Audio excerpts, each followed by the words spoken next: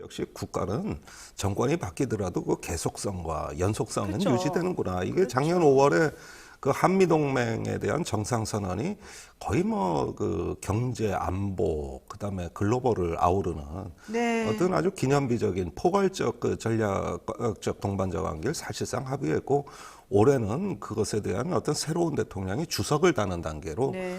더 어떤 한반도보다는 인도 태평양이라는 지역으로 뭐 또 우크라이나 전쟁이 있는 세계로 이렇게 더 나가는 좀 어떤 가속화가 됐다고 봐야지. 그래서 가장 중요한 합의는 다 나중에 한다는 겁니다. 뭐 언론에서 지금 미국의 전략 자산을 한반도에 상시 배치하기로 했다. 그렇죠. 그런데 내용을 실제 들어가 보면은 과거 정부에 다 합의했던 확장 억제 협의회를 열어서 추후에 협의하기로 했다. 네. 한미일도 앞으로 협력하기로 했다. 네.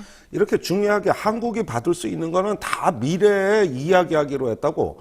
반면에 우리가 미국에 주는 거는 바로바로 현실적이고 그러니까 우리가 주는 구체적이에요. 건 현실. 그러니까 경제를 앞세우고 기술을 앞세워서 중국을 견제한다는 방향이 이게 저로서는 이제 우리가 감당하기 어려운 새로운 어떤 압박이라고 보여지는데 이걸 넝큼 받아요. 네, 왜 그럴까요? 예, 작년에 우리 그 한중 무역액이 3천억 달러 돌파했고 네. 이때까지 대중 무역 흑자 누적액이 3천억 달러. 아마 미국이나 일본에 이랬으면 우리 아마 호되게 당했을 겁니다. 그러니까요. 그런데 중국은 그런 것들을 다 용인했고 또 반도체가 중요하다 그러는데 우리 반도체 수출액의 60%가 중국에 다 하고 중국이에요. 있고 네. 예, 이런 말하자면 경찰의 정보경찰의 핵심 간부들이 법무부의 장관 밑에 있는 단에 이걸 파견이라고 해야 되나 이렇게 나와가니까 네네. 경찰청의 정보가 법무부 장관 밑으로 가는 형태입니다. 그러니까 그러면 기존의 범정이라고 하는 거 범죄 정보는 범죄정보. 대검찰청 검찰총장 밑에 있었지 않습니까? 네네. 근데 지금은 법무부 장관 밑에 이 정보, 인사정보 관련된 정보가 모이는데 그것을 아시다시피 조난자료라고 하는 네. 정보경찰이 가지고 있던 막대한 서버에 들어있는 거가 이쪽으로 유입되는 구조가 되는 겁니다. 네. 굉장히 위험한 위험하죠. 방식이죠. 예. 그 정보 기능의 상당 부분을 한동훈 법무부 장관 밑으로 두게 되면은 실제로는 경찰의 정보경찰 기능 자체를 법무부가 흡수하게 되는 거죠. 참네요. 그러니까 실제로는 이렇게 표현하면 좀 싫어하시겠지만 실제로는 경찰 수뇌부를 일종의 무력화시키는. 그러니까요. 예, 예. 예. 경찰은 경찰들 출신의 강력한 엘리트주의가 있습니다. 근데 이것을 지금 경찰들이 의도적으로 배제하면서 다른 비경찰 출신을 쓰면서 일종의 내부적인 어떤 균형이랑 본인들은 균형이랑 맞추려고 하는 건데 경찰대 출신이나 경찰 수뇌부 입장에선 조금 우리의 엘리트를 조금 밀어내는 거야 이런 느낌들을 갖게 있는 거죠. 그 경찰 입장에서 보자면 95분이라는 걸 좀 강조하고 있는 느낌인데 이게 NSC가 이거를 보고받아가지고 어쨌든 제일 최상의 기관이니까 네. 정보 분석 같은 걸 받아서 보고를 해야 되거든요. 그렇죠. 근데 이 정보 분석이나 이런 것들이 진행될 만한 충분한 시간이나 아니면 이런 것들이 있었는지가 좀 의문이란 말이에요. 그러니까 이게 95분이라는 시간 무조건 시간이 짧다고 좋은 게 아니라 그렇죠. 그걸 대비해가지고 어떻게 정보 수집이 돼서 올라왔는지에 대한 것도 중요한데 지금 얘기를 들어보면은 정보 수집이나 이런 것들이 진행되지 않은 상태에서 일단 모여고 봤다는 식의 그런 분석들이 나오고 있거든요. 네네. 그러면 저기 아직 정보 분석도 안 됐는데 무슨 회의를 합니까? 제가 아는 바로는 노무현 대통령이 애주가의 애연가예요. 그렇죠. 담배도 예, 많이 피셨어요. 예, 담배도 많이 피셨고 애주가였는데 본인이 옆에서 이제 이 얘기로는 5년간은 술을 안 드셨다고 그러더라고요. 정상회담이나 만찬주 이런 것도 포도 주스나 포도 즙으로 대체하고 대통령은 24시간 언제든지 맑은 정신으로 국정을 책임지고 판단을 해야 되는 자리이기 때문에 5년간 술을 안 드셨고 포도즙으로 대체해서 건배주도 아, 대단하다. 이렇게 드셨다고.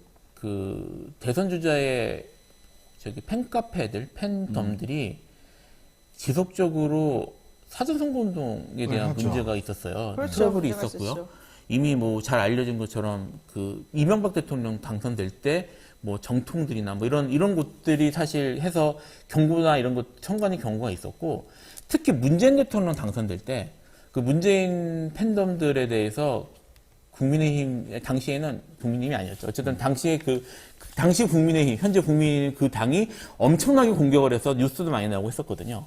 근데 이거를 그러니까 지금 외곽에 이 정상적으로 만들어진 팬클럽 같은 경우에도 사전 선거 운동에 대한 그런 문제들이나 의혹들 또 궁각 같은 것들이 있었는데 이거를 김건희 여사가 요청해서 이걸 만들어서 외곽 조직처럼 돌렸다면 이거는 선거법 위반 행동에 따른 선거법 위반이 심각한 선거법 위반 문제가 될 수가 있어요, 사실은. 그래요? 네. 확신하고 계십니까? 일단 그 응답이나 그 모집단 포집이 그 보수 측이 압도적으로 많아서 우리 지지자들이 많이 답변을 안 하는 것 같아요. 그리고 네. 아무래도 이 검찰공화국 이 체제하에서 뭔가 좀 꺼리낌한 것도 있고 그래서 자유롭게 의사 표시가 좀 안 되고 있어서 저는 표를 통해서 진짜 민심이 표출될 걸로 기대하고 있습니다. 답을 왜냐하면 해주시네. 제가 직접 현장에 다녀보면 네. 그 열기가 너무 뜨겁고 또 유튜브 같은 것에 이제 라이브 그 송영길 TV 방송 조회수를 보면 네. 오세훈 후보보다 거의 뭐 3배, 4배 차이가 나거든요. 그래요? 뭐 약간 어려움이 있지만 이겨내실 거로 보여지고요. 워낙 네. 그 이재명 후보를 그냥 고립시켜서 사방에서 공격을 하기 때문에 어려움이 있지만 오늘 제가 이재명 후보를 만납니다. 그래서 김포공항 부지를 제2의 강남처럼 발전시키고 계양을 제2의 분당처럼 발전시켜보자라는 취지로 같이 오늘 그럼 합동으로 괜찮으실까요? 같이 기자회견을 하기로 했습니다. 네. 박지원 그 비대위원장의 그런 그 다급한 심정, 그 중심은 충분히 이해를 합니다. 근데 이제 그런 뭐 이야기도 있고 그러면서 뭐 당이라는 게 서로 간의 의견이 다를 수도 있지만 이러면서 발전해 가는 거겠죠.